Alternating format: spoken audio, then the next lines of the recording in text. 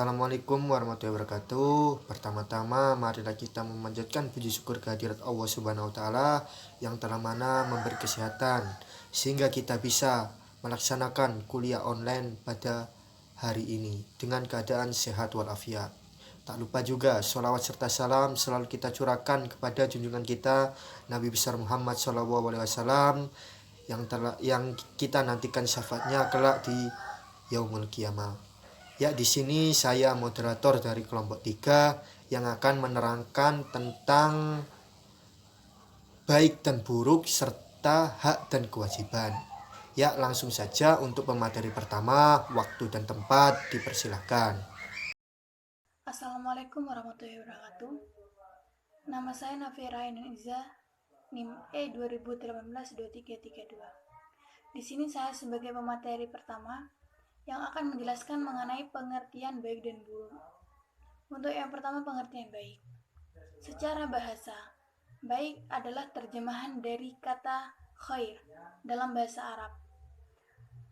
Louis Ma'ruf dalam kitabnya Mujid mengatakan bahwa yang disebut baik adalah sesuatu yang telah mencapai kesempurnaan. Baik juga disebut sebagai sesuatu yang mempunyai nilai kebenaran.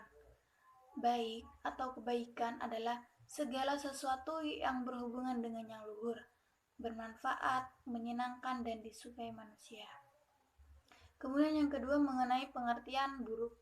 Dalam bahasa Arab, buruk itu dikenal dengan istilah syarr dan diartikan sebagai sesuatu yang tidak baik, yang tidak seperti seharusnya, tidak sempurna dalam kualitas, di bawah standar, kurang dalam nilai.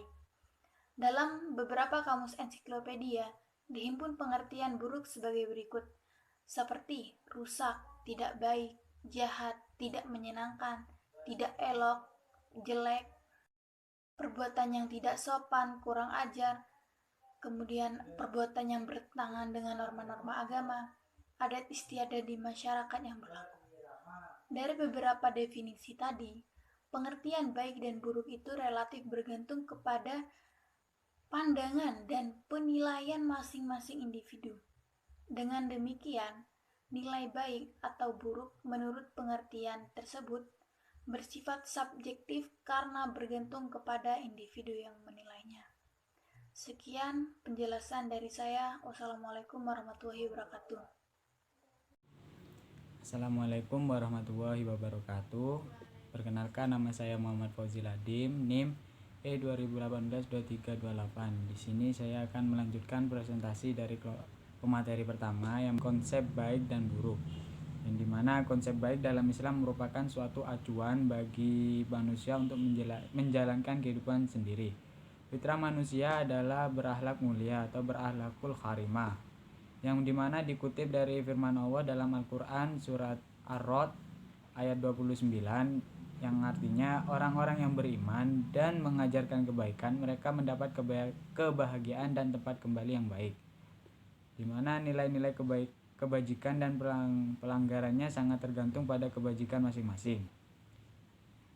Nah, di sini saya akan menjelaskan konsep baik itu sendiri ada 4.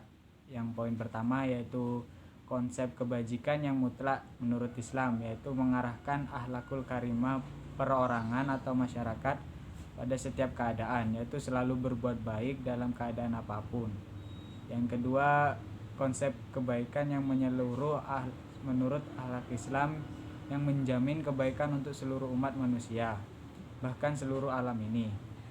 Yang ketiga, konsep kemampuan akhlak Islam menjamin kebaikan yang mutlak dan sesuai pada kemampuan yang ada pada manusia. Yang keempat, konsep kewajiban yang dipenuhi akhlak yang bersumber pada ajaran Islam wajib ditaati oleh manusia. Ajaran Islam adalah ajaran yang bersumberkan pada Al-Quran dan hadis. Oleh karena itu, seseorang harus berlandaskan pada Al-Quran dan hadis dalam berakhlak dan bertingkah laku, seperti mencontohkan orang-orang terdahulu, yaitu Nabi besar kita Nabi Muhammad SAW. Dan juga disebutkan dalam firman Allah dalam Al-Quran surat Asy-Syad ayat 46, yang dimana berbunyi, sungguh kami telah menyucikan mereka dengan menggunakan akhlak yang tinggi kepadanya, yaitu selalu mengingatkan manusia kepada negeri akhirat. Sumber inilah yang dijadikan sebagai pembimbing dan petunjuk jalan utama bagi manusia menuju jalan yang benar yang diridhoi Allah, supaya manusia selamat di dunia maupun di akhirat. Sekian dari saya kembalikan ke moderator. Assalamualaikum warahmatullahi wabarakatuh. Di sini saya akan menjelaskan tentang hak. Yang pertama yaitu pengertian hak. Secara bahasa dalam Al-Quran, hak adalah kepastian, ketetapan, kewajiban atau kebenaran. Secara terminologis, hak adalah suatu kekhususan yang padanya ditetapkan syarat suatu kekuasaan. Dalam Islam khususnya para ulama fikih terdapat perbedaan tentang pengertian hak. Sebagian ulama mengartikan hak mencakup hal-hal yang berupa materi, sedangkan sebagian ulama mengartikan hak hanya untuk hal-hal yang non materi. Contohnya hak Allah dan hak hamba. Dan yang kedua yaitu rukun hak. Para ulama fikih mengemukakan bahwa rukun hak ada dua. Yang pertama pemilik hak dan yang kedua objek hak. Menurut pandangan Islam, yang menjadi pemilik hak yaitu Allah Subhanahu wa Ta'ala, baik itu berupa hak agama, hak pribadi maupun hak yang berkaitan dengan hukum. Seorang manusia menurut ketetapan syara telah memiliki hak-hak pribadi sejak ia masih janin, dan hak itu dapat dimanfaatkan ketika janin itu lahir ke dunia dengan selamat. Hak pribadi yang diberikan Allah ini akan habis dengan wafatnya pemilik hak tersebut. Sekian, terima kasih. Assalamualaikum warahmatullahi wabarakatuh. Perkenalkan, nama saya Nurlaila Safitri, NIM E 2018-2325. Di sini saya akan melanjutkan dari presentasi pemateri sebelumnya, yaitu tentang macam-macam hak. Yang para ulama fikih di sini membagi hak yaitu dari berbagai segi. Yang pertama yaitu segi pemilik. Dari segi pemilik hak itu dibagi menjadi tiga. Yang pertama yaitu hak Allah, kemudian yang kedua hak manusia, dan yang ketiga yaitu hak berserikat. Hak Allah di sini yaitu segala sesuatu bentuk yang dapat mendekatkan diri kepada Allah. Misalnya beribadah, amar ma'ruf nahi munkar dan sebagainya. Kemudian yang kedua yaitu hak manusia, yaitu untuk memelihara kemaslahatan setiap pribadi manusia yang mendatangkan kebaikan bagi diri manusia tersebut. Kemudian hak berserikat. Hak berserikat di sini yaitu gabungan antara hak manusia dengan hak Allah. Hak berserikat di sini yaitu dapat lebih dominan kepada hak Allah, dan ada juga yang lebih dominan kepada hak manusia. Contohnya yaitu masalah iddah. Dalam masalah iddah ini terdapat dua hak. Yang pertama hak manusia dan yang kedua hak Allah. Namun hak di sini yaitu lebih dominan kepada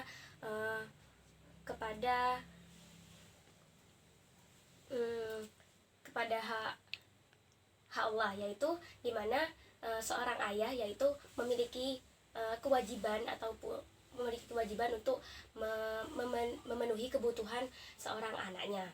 Kemudian di sini juga ada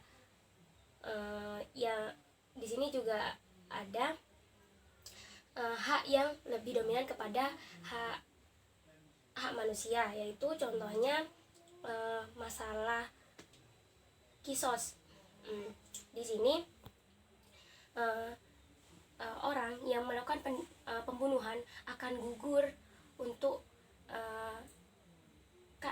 orang yang melakukan pembunuhan. Dia harus mendapatkan hukuman yang sama, di mana dia juga harus dibunuh. Namun apabila pihak keluarga terbunuh memaafkannya, maka gugurlah hukuman tersebut. Kemudian ada dari segi objek hak, yaitu dibagi menjadi 6. Yang pertama itu hak mali yang berkaitan dengan harta, kemudian hak ghairul mali bukan harta, kemudian hak syaksi yaitu hak pribadi, hak aini yaitu hak materi, kemudian hak mujarot hak semata-mata, dan ghairu mujarot yaitu hak bukan semata-mata. Untuk hak mali yaitu hak tidak berkaitan dengan harta benda, yaitu seperti yang itu berkaitan dengan benda seperti hak penjual terhadap harga barang dagangannya. Kemudian ada hak ghairu mali yaitu hak yang bukan harta, yaitu tidak berkaitan dengan harta benda, seperti halnya yaitu hak kisos. Kemudian ada juga hak saksi yaitu hak pribadi. Hak pribadi di sini berupa kewajiban terhadap hak orang lain, seperti hak menjual untuk menerima harga barang yang dijual, dan hak pembeli untuk menerima ganti kerugian. Kemudian ada hak aini yaitu hak materi, yaitu seorang yang ditetapkan syarat terhadap zat tertentu sehingga dia memiliki kekuasaan penuh untuk menggunakan dan mengembangkan haknya. Kemudian ada hak mujarot yaitu hak semata-mata. Hak semata-mata ini tidak meninggalkan bekas apabila digunakan melalui perdamaian atau pemufakatan. Misalnya itu permasalahan hutang. Apabila seorang mendapatkan hutang, memiliki hutang, dan akan tetapi orang yang pemberi hutang itu menggugurkan hutangnya, maka orang yang memiliki hutang tidak memiliki hak atau tidak berkewajiban untuk mengganti hutang tersebut. Kemudian itu hak ghairu mujarot yaitu hak yang bukan semata-mata, yaitu suatu hak yang apabila digugurkan atau dimaafkan meninggalkan bekas terhadap orang yang dimaafkan. Misalnya yaitu dalam hak kisos. Kemudian dari segi kewenangan pengadilan terhadap hak itu ada dua, yaitu hak diyani, hak keagamaan, dan hak qodoi atau hak pengadilan. Hak keagamaan di sini yaitu hak yang tidak boleh dicampuri oleh kekuasaan pengadilan. Misalnya yaitu tentang hutang yang tidak mau dikembalikan, maka akan tapi di dalam pengadilan mereka itu tidak memiliki banyak alat bukti untuk membuktikan bahwasannya seseorang itu bersalah. Akan tapi orang yang memiliki hutang tersebut akan tetap mempertanggungjawabkannya di depan Allah nanti. Kemudian hak qodoi yaitu hak pengadilan. Hak pengadilan di sini yaitu hak segala sesuatunya itu tunduk di bawah kekuasaan pengadilan. Wabarakatuh. Di sini saya akan menerangkan tentang kewajiban dan juga macam-macam kewajiban. Kewajiban merupakan sesuatu yang harus dilaksanakan. Sebuah kewajiban akan menimbulkan tanggung jawab dalam diri seorang untuk melaksanakannya. Kewajiban tidak dapat dipisahkan dari kehidupan manusia dikarenakan manusia merupakan makhluk individu dan makhluk sosial. Dalam ajaran Islam pun menekankan atas kewajiban sebagai seorang muslim dengan muslim lain harus dijalankan. Selain kewajiban kepada orang lain, seorang muslim juga memiliki kewajiban kepada diri sendiri. Salah satunya adalah memiliki sifat rendah hati, sebagaimana tertera dalam Quran surat Al-Hijr ayat 88 yang artinya, jangan sekali-kali engkau tunjukkan pandanganmu kepada kenikmatan hidup yang telah kami berikan kepada beberapa golongan di antara mereka, dan jangan engkau bersedih hati terhadap mereka, dan berendah hatilah engkau terhadap orang beriman. Dalam melakukan suatu kewajiban, kita banyak menghadapi kesulitan-kesulitan yang harus kita tanggung, bahkan terkadang membutuhkan pengorbanan kita sebagai pelaku suatu kewajiban, baik pengorbanan tersebut membawa pada keadaan yang gembira atau menderita. Ya, lanjut kepada macam-macam kewajiban. Kewajiban dibagi menjadi 3 macam. Yang pertama, kewajiban individu atau pribadi. Maksudnya setiap individu memiliki kewajiban terhadap diri pribadinya sendiri.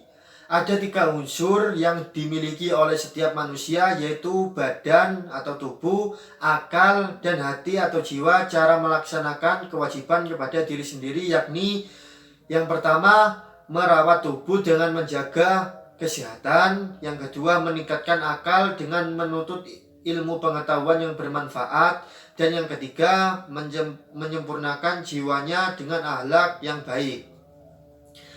Yaitu baik, lanjut yang kedua, kewajiban sosial atau bermasyarakat. Selain sebagai makhluk individu, manusia juga sebagai makhluk sosial. Maka keterikatan tersebut membuat manusia memiliki kewajiban sebagai anggota masyarakat. Cara melaksanakan kewajiban sosial yakni yang pertama saling tolong-menolong antar sesama, yang kedua menghargai hak asasi satu sama lain. Ya, lanjut yang ketiga yakni kewajiban makhluk kepada Tuhan. Makhluk tidak dapat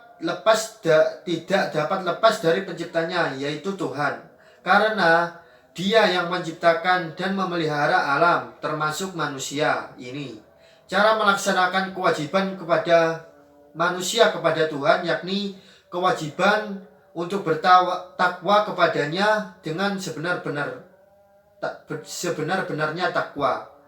Jadi marilah kita meningkatkan iman dan takwa kita kepada Allah Subhanahu wa taala sehingga kita bisa melaksanakan kewajiban ini. Yang kedua, melaksanakan perintah dan menjauhi larangannya. Kita menjalankan perintahnya itu sudah mendapat pahala.